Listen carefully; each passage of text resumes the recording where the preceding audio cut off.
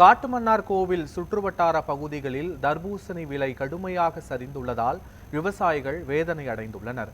கடலூர் மாவட்டம் காட்டுமன்னார் கோவில் மற்றும் அதன் சுற்றுவட்டார பகுதிகளில் பொதுமக்கள் அதிகம் விரும்பி உண்ணும் பழங்களில் ஒன்றான தர்பூசணியை விவசாயிகள் அதிக அளவில் பயிரிட்டு வருகின்றனர். அதன்படி அதிக அளவில் பயிரிடப்பட்டு அறுவடைக்கு தயாரான நிலையில் உள்ள தர்பூசணி பழங்களின் விலை திடீரென வீழ்ச்சி அடைந்துள்ளது. இதுகுறித்து விவசாயிகள் கூறுகையில், கடந்த ஆண்டை போன்று இந்த வருடமும் லாபம் கிடைக்கும் என நம்பி சுமார் 500 ஏக்கருக்கு மேல் தர்பூசணிகளை பயிரிட்டோம் என தெரிவித்திருந்தனர்.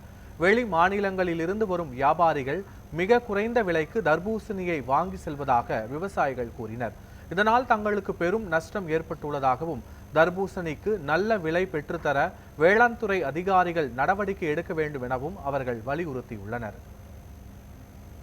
100 ஏக்கர் கிட்ட தர்பூசணி போட்டிருக்காங்க. இந்த மழைனால அடித்து எல்லாம் குழம்புன்னு போட்டுது. அதனால் நாங்கள் டீசலுக்காக இந்த விவசாயத்தை கொண்டாந்து விற்கணும்னு ஆளை வச்சு கொண்டாந்து கிலோ அங்கேயும் 50 ரூபா போகுது. நாங்கள் 10 ரூபாய் விற்றுட்ருக்கோங்க. அதுக்கு ஏதாவது நிவாரணம் பார்த்து நிறைவேற்றணும்.